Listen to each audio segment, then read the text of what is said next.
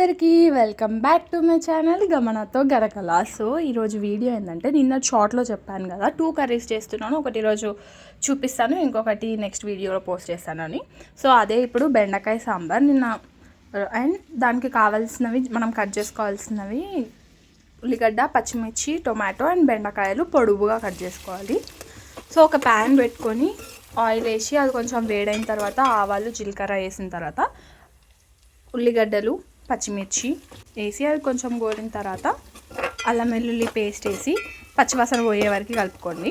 దాని తర్వాత దాంట్లోకి కొంచెం పసుపు యాడ్ చేసుకోండి. అది కూడా కొంచెం స్మెల్ పోయేదాకా కలుపుకొని దాంట్లో బెండకాయలు యాడ్ చేయండి. అది కలిపిన తర్వాత కావాల్సినంత సాల్ట్ యాడ్ చేసి మంచిగా కలిపి కొంచెం సేపు క్యాప్ పెట్టకుండా అట్లే వదిలేయండి లో ఫ్లేమ్ పైన.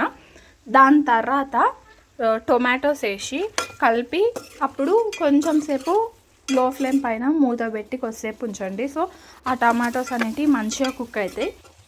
ఒకవేళ మీకు పచ్చిమిరపకాయలు వేసుకున్నారు కదా, అది ఎక్కువ క్వాంటిటీలో తీసుకుంటే ఇక్కడ కారం స్కిప్ చేయండి. నేను 2 ఈక్వల్ క్వాంటిటీలో తీసుకోవాలి, కారంని బ్యాలెన్స్ చేయాలి అనుకున్నాను కాబట్టి ఫస్ట్ పచ్చిమిర్చి యాడ్ చేసిన తర్వాత ఇప్పుడు కారం యాడ్ చేస్తున్నా. దాని తర్వాత మంచిగా మిక్స్ చేసి మూత పెట్టేసి ఒక 2 మినిట్స్ అట్లా లో ఫ్లేమ్ పైన కుక్ చేయండి. మీకు ఎప్పుడైతే కర్రీ నుంచి ఆయిల్ సెపరేట్ అవుతుంది అనిపించినప్పుడు దాంట్లో వాటర్ వేసేయండి. ఒక చిన్న గిన్నెలో ఒక 3 టీ స్పూన్ శనగపిండిలో కొంచెం వాటర్ వేసి దాన్ని బాగా మిక్స్ చేయండి. దాన్ని మనం కర్రీ చేసుకున్న దాంట్లో యాడ్ చేయండి. కర్రీని చూసి భయపడకండి అస్సలే, ఎందుకంటే ఇది కాదు అసలైన కర్రీ రూపం. ఇప్పుడు హై ఫ్లేమ్ పెట్టేసి క్యాప్ పెట్టేసి కొద్దిసేపు ఆగండి. సో ఆ సాంబార్ ఇలా మారుతుంది.